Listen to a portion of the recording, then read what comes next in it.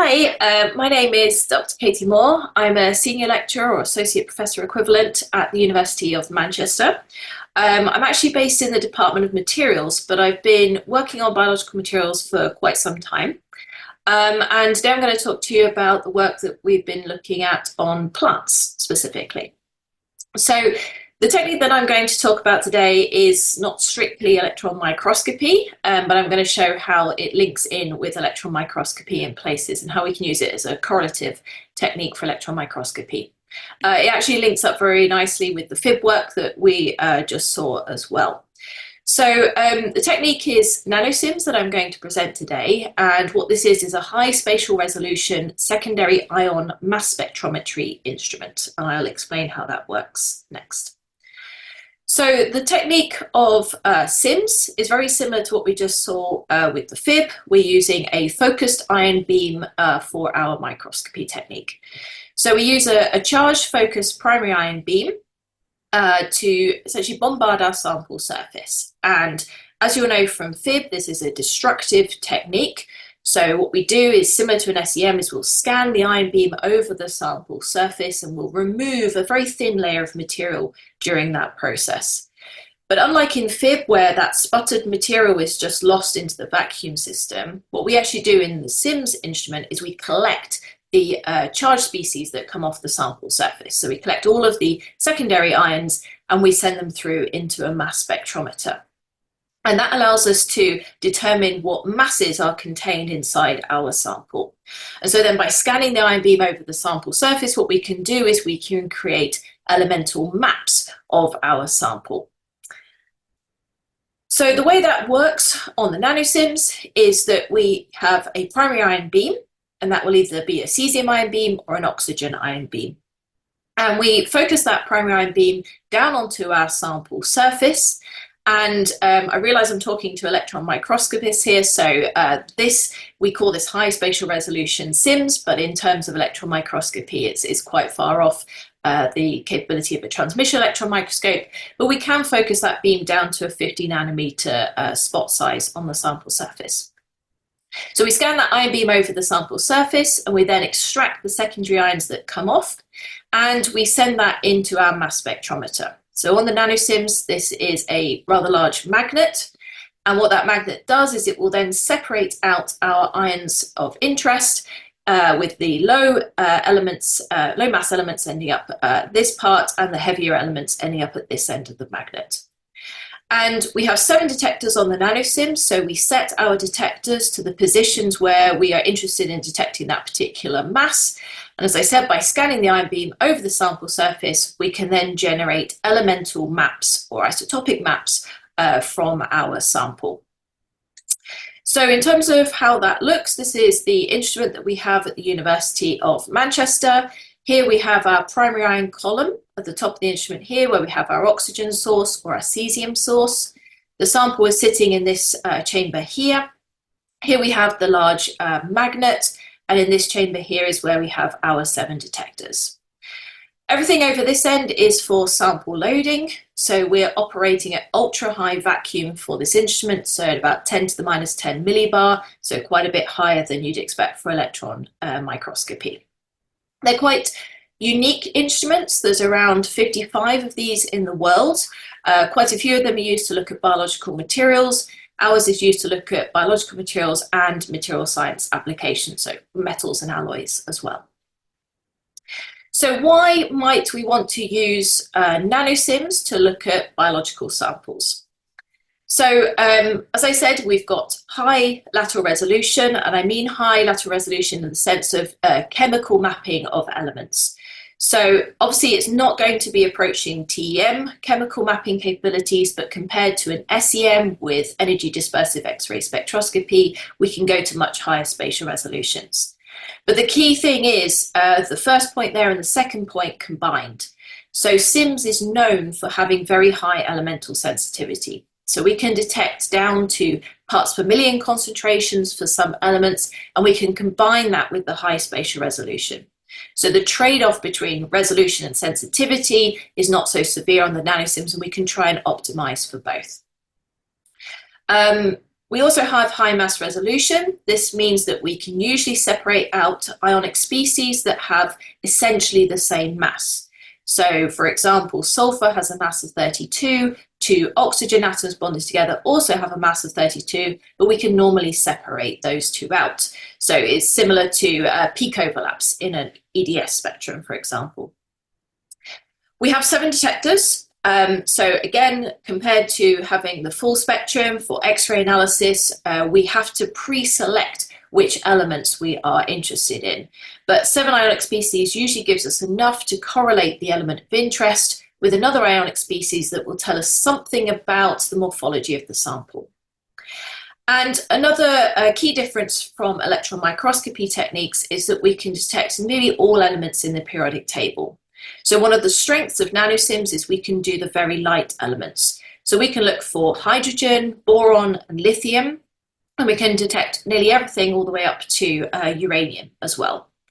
And another key advantage is that because this is a mass spectrometry technique, we can actually distinguish between different isotopes of elements as well. And we often use this in biological samples in terms of isotopic tracing experiments. So we can deliberately introduce an isotopically labeled compound to a plant or to a cell. We can then look at how that isotope is taken up over time or how things are metabolized. So typical isotopes that we would use in this process would be things like deuterium, carbon-13, nitrogen-15, and in this presentation I'm going to show you an example of how we've used nitrogen-15 and iron-57 as well. So to put it into context, not everything obviously is amazing with NanoSIMS. There are some things we can't do. Some elements are easier to detect than others. So this all comes down to how easy it is to ionize the secondary ion as it's sputtered off the sample surface. So things like cadmium and zinc don't form ions very easily, so our detection limits are not as good for those. Similar to what we just saw for the Fib, we have to carefully choose how big an area we want to image because it does take a long time. So the maximum field of view we can look at in one image is 50 by 50 microns. So then we just have to stitch those images together, and that can obviously take a long time. If you're familiar with synchrotron X-ray methodologies where you can get chemical state information to talk about the chemical bonding of the elements that you're interested in, we can't do that with SIMS. It just gives you purely elemental information. And there are other SIMS instruments available that will give you molecular information that will be able to tell you something about whether it's a lipid or a protein. We can't do that. The NanoSIMS tends to break up all of your sample into elemental and isotopic information. Quantification can be quite challenging, especially for biological materials where you have very different emission of the ions from, say, a nucleus versus a cytoplasm. So we typically say it's a semi-quantitative technique. I usually say that sample preparation is difficult for SIMS, but considering I'm talking to an electron microscopy audience that's probably very used to preparing samples for high vacuum instrumentation, it is quite similar to what you're used to, and I'll run through that in a minute. And finally, it is a destructive technique. So as we image our sample, we will be destroying it in the process. So if you have very precious samples or very thin samples, NanoSIMS needs to come at the end of the analysis chain. I've put it in brackets because it can also be an advantage. So similar to what we just saw for the Fib 3D sectioning, we can also image slice by slice and go down in depth to build up somewhat of a three-dimensional image as well. So biological sample preparation for NanoSIMS is very similar to the sample preparation protocols you use for transmission electron microscopy. We generally do the same thing. So the same criteria apply. We need a flat sample that's conducting and that is dry. So in transmission electron microscopy, often you're looking at preserving the structure of the sample, but with SIMS, we need to also preserve the elemental distribution of the biological material as it was living, because what we are imaging is the elements in the sample rather than contrast from a heavy metal stain. And so if you have elements that are easily diffusible during the sample preparation process, your results will be meaningless if you cannot preserve them sufficiently well. So this is obviously going to be familiar to you. So our usual sample preparation route, if we're looking at elements that are highly diffusible, things that are in vacuoles, for example, is to follow a cryopreparation route. So we cut our sample down to size, follow the high pressure freezing routes that we just heard as well, free substitution. We do sometimes stain with heavy metals if we want to do correlative electron microscopy. Embedding in a vacuum compatible resin, bearing in mind it's ultra high vacuum, so something like LR white normally works. We then microtome our samples and we cut them much thicker than it would be normal for electron microscopy in a TEM. So we're cutting at 500 to a micron thick because we have a destructive technique. So if you're cutting them for TEM, you do destroy them quite quickly. We then finally coat with platinum, and that is to avoid charging on the sample. So I'm going to go through a few different examples now of things that I've worked on over the years that show how NanoSIMS fits in with other techniques as well, and show some of the key capabilities in terms of spatial resolution, sensitivity, and isotopic detection. So the first example is one of the first ones that I started working on with the NanoSIMS, which was trying to understand how arsenic is transported into rice grain. So arsenic contamination of groundwater is a major issue in areas such as Bangladesh, India, and China. And essentially the water is contaminated with arsenic, the rice plants are grown in this contaminated water, arsenic is taken up through the roots and ultimately is deposited in the rice grain, which we then eat. So if we want to try and reduce the amount of arsenic that is consumed, which is both a toxic and carcinogenic element, we need to determine how arsenic is taken up from the roots and ends up in the grain. So during some of the previous work I did, I've looked at the rice grain itself, I've looked at the roots. What I'm going to show you today is the part of the rice plant known as the node. So this is a part of the stem where the plant determines where nutrients from the root are sent to. So this is a cross-section through the node. It's quite a complicated region of the sample, but essentially nutrients from the root are taken up and they go through one of two pathways. So the plant will decide to send the nutrients either to the leaves or to send it towards the grain. And in this region, we have transporters. This is highlighting a silicon transporter in this case, which is outlined in red here. And the plant can't actually distinguish the difference between silicon and arsenic. So by inadvertently actively pumping silicon towards the grain, it is also transporting arsenic as well. Now, this is quite a large and complicated part of the sample. This is far too large for us to map with NanoSIMS alone, bearing in mind we have this 50 by 50 micron field of view. So what I did in this case was to use complementary techniques to help us identify where arsenic is localized in the node of the rice plant. So the correlative microscopy approach all relied on having the rice node embedded in resin and here shaped up for microtomy. And the approach that I took to do these correlative microscopy techniques was to use serial sections. So the first section was taken at 10 micron thickness, and this was then imaged using synchrotron X-ray fluorescence. The next sections were taken around 1 micron thickness with a section for optical microscopy to look at the morphology, a section for NanoSIMS to get the chemical mapping at high spatial resolution, and in some cases we also took sections at TEM thickness for higher spatial resolution imaging. So this is an image here on the left-hand side of the sample of the rice node that was mapped with synchrotron X-ray fluorescence. A synchrotron X-ray fluorescence is very good detection sensitivity, but can also map over much larger areas. So here we can see in red we have the arsenic, in green we have the zinc, and in blue we have the iron.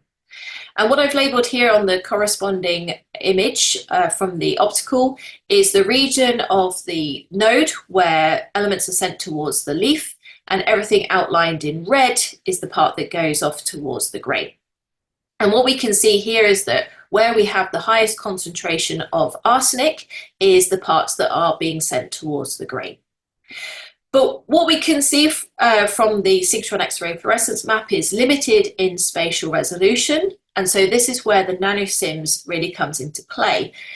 So to give you an idea of the difference of scale, this is the size of area that we can map with the NanoSIMS. So if I'd only been able to use the NanoSIMS for this, it would have taken me a long time to find out where the arsenic is located, and I probably wouldn't have been able to get this overview to really clearly see where all these elements are located. So I'll show you a NanoSIMS image now, finally. So this is the carbon-nitrogen isotope that we map from the sample. So carbon bonded to nitrogen is a really great element, a really good isotopic species for us because it's indicative of the morphology of the sample. So what we can see here is cytoplasm showing up very clearly. We can see vacuoles within inside the cell. We can see cell membranes as well here. So what you can immediately see is we're able to get subcellular information with this technique at a much higher length scale than we can get with synchrotron X-ray fluorescence. So we can also see lots of subcellular features in here. The phosphorus map typically shows us those cells that are metabolically active. We can map the sulfur map, which is really important here because it tells us something about the bonding of the arsenic. So the arsenic is actually stored in vacuoles here with phytokeratins, which are rich in sulfur. And here we have the arsenic map.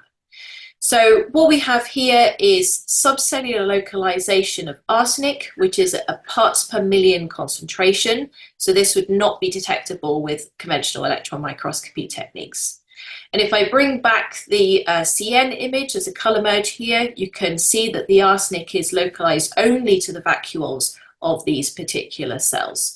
And we get a very nice correlation between the synchrotron X-ray fluorescence and the NanoSIMS with that.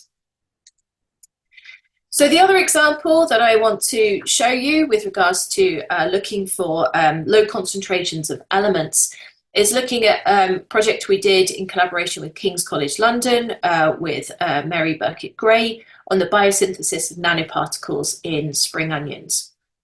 And so this is all related to the fact that a lot of rivers in developing countries contain quite elevated levels of heavy metals, which are again toxic and above WHO recommendations. So what Mary did is she grew spring onions in water containing cadmium and selenium at the concentrations that would typically be found in these contaminated rivers. And so if we look at the spring onion roots here and we look at the fluorescence images of them, this is what they look like if they're grown in pure water. If we grow them in a cadmium containing solution or a selenium containing solution only, not much special happens, but when you grow them with both cadmium and selenium, you end up with fluorescent roots. So the thought process here was that these roots are biosynthesizing nanoparticles, and the fluorescence would indicate that, but there's no chemical information here to prove that that is in fact the case. So the idea was to try and understand better where that biosynthesis is happening in the roots, and are they indeed cadmium selenide nanoparticles. So obviously the method to go for here would be, again, transmission electron microscopy, where we can actually resolve the nanoparticles, but it's difficult to know exactly where to look. So the first thing that Mary did was to then section the roots and use fluorescence imaging once again. The blue here indicates autofluorescence from the cells, and the yellow could indicate the presence of cadmium selenide nanoparticles. And we can see that they look to be outlining the cells in this case. So we then took the adjacent section and put that into the NanoSIMS and specifically looked for cadmium selenide. So this is from the outer edge of the root. Again, here's our microtome section, the outer epidermis, which is equivalent to this part here. We're looking a few cell layers in, and we can see a strong cadmium selenide signal. We can also see a strong selenium signal as well. And wherever we looked along the edge of that, we found this strong cadmium selenide signal. In this particular case, this part of the cell was very, very concentrated in cadmium selenide, And so this gave us a place where we could look with other correlative techniques. So the first thing that Mary did was she took it to the SEM and again found the same corner of the cell that we were looking at in the NanoSIMS. And she used cathodoluminescence in the SEM and found a very, very strong cathodoluminescence signal from that exact same region, which correlates very nicely here. This is on the adjacent section. And so now, as I said, transmission electron microscopy is obviously the way to identify if these are in fact nanoparticles. The NanoSIMS provided a map of where to go. If you look at this part here, you wouldn't find any cadmium nanoparticles. If you look at this part here, you would. And so here we have, again, the exact same corner of the cell with the NanoSIMS data superimposed over the top. And if we magnify that region here, right along the cell wall, we can see the presence of cadmium selenide cadmium selenide sulfur containing nanoparticles, and we can identify their size and shape from that. So here the NanoSIMS was providing the steer for the electron microscopy. So for the final two examples, what I want to show is how we can use this isotopic labeling to do something a little bit unique. And I'm going to focus on our projects on the wheat grain for that. So the first one is regarding wheat grain proteins. These proteins are really important in food processing, so they will determine the quality of our bread and the quality of the wheat that's used in brewing, for example. So here we're talking about the white flour part of the grain, the part in the center, not the bran layer here. And these proteins, they are deposited all the way across that region of the grain, but they're not deposited there uniformly. There are differences, there are gradients in the composition and the content of that protein. And it's thought that those differences could have come about due to the timing, amount, or composition of the nutrient supply, in this case, fertilizers, for example, that are needed to synthesize these proteins. So if we want to understand protein synthesis better, we need to have some quite fundamental research to look at how they're deposited in the grain. The other project is related to that, but also acknowledging that cereals provide an important source of iron for our diets as well. Iron is present predominantly in the bran layer of wheat grain, but the iron that is there is not very bioavailable to us as humans. So although we will consume that iron, our bodies can't extract it from the bran layer, and therefore we're not gaining the iron from it. So what we wanted to find out was, can we increase the iron content of the wheat grain through a biofortification process? So instead of taking the white flour and adding iron to it after milling, can we breed the wheat grain such that it has a higher concentration of iron and iron that is more bioavailable to us as humans? So once again, we need that fundamental research to understand how iron is taken up and transported into the wheat grain. So to do this, we had to come up with my collaborators at Rothamsted Research with a way of inserting these isotopic labels into the ear of the wheat. Now, obviously, the easiest thing to do would have been to cut off the ear of the wheat and place it into a solution containing the isotopic label.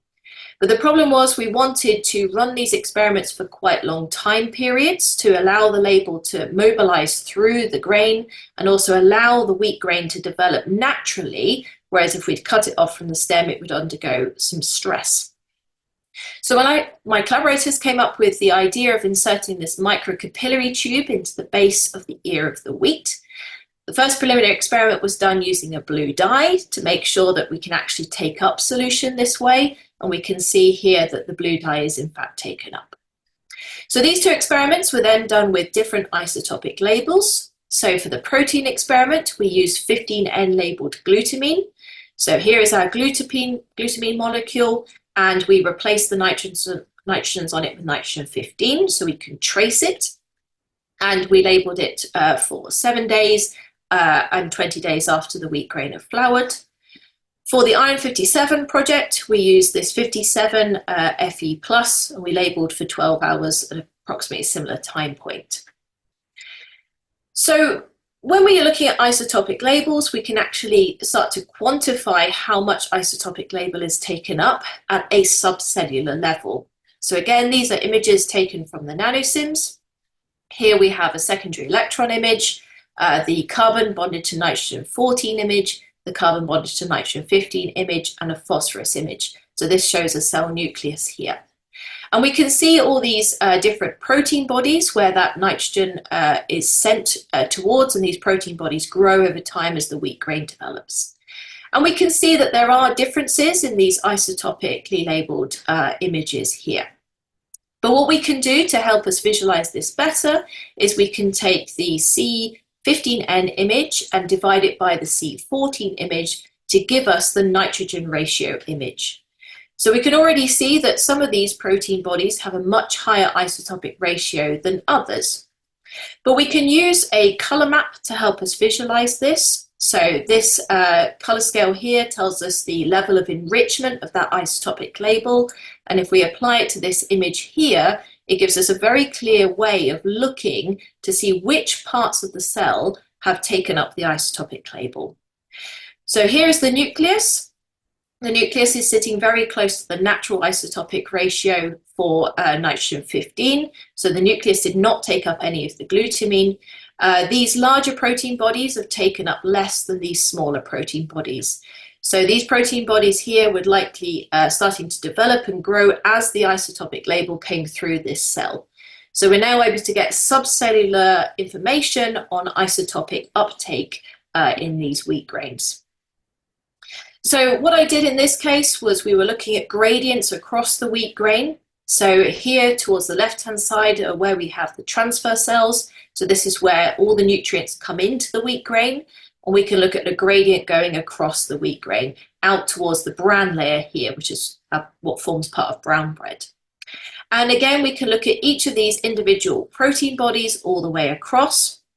We can see that these larger protein bodies in the middle of the grain here have not taken up any of the isotopic label, so they've completely stopped growing as the isotope label came through, whereas the protein bodies out in the outer region of the cell, which is a very active part of the cell at this time point, they were actively growing and isotopic label was being actively sent towards these outer parts of the bran layer. If we look at the iron 57 experiment, what we were looking at here is a different modified wheat grain here for the iron distribution. So if we look at our normal wheat grains, this is a blue dye here which shows the presence of iron. So we can see a lot of the iron localized in the outer bran layer and also in the embryo region, with very little in the white flour part that most of us will be eating. With this modified wheat grain here, we can see we have a much higher concentration of iron in the central part of the wheat grain here, with very little in the outside edge. So these are our isotopic maps now of iron 57. Here we have our control sample, and we can see that there's a lot of iron label being sent to the outer bran layer of the cell. And this is not bioavailable to us as humans. Whereas if we look at the modified wheat grain, we can see in this inner region, we can see a much higher concentration of iron is being stored here, with very little of our isotopic label being incorporated in the outer bran layer. So we can get information about transport and timing of nutrient uptake by using the isotopic labeling. So with that, I will conclude, and I will say that hopefully you've seen that NanoSIMS can provide a very detailed analysis of subcellular distributions of trace elements, toxic elements, and essential elements in plants. We have to get the sample preparation right to be able to preserve both the structure of the sample and the elemental distributions. We can combine NanoSIMS with electron microscopy techniques, optical techniques, X-ray techniques as well, to really give the full picture of what's happening with the structure and the elemental distribution. And when we add in isotopic spiking experiments, we can get that temporal indication of element uptake and incorporation. So I'd like to thank you, the organisers, for inviting me to give this talk. I'd like to acknowledge Keshwe, in particular, who's the NanoSIMS specialist, Sadia for the wheat work, and Simon for the cadmium selenide work, my collaborators at King's College London, at Rothamsted Research, and the funding bodies. Thank you.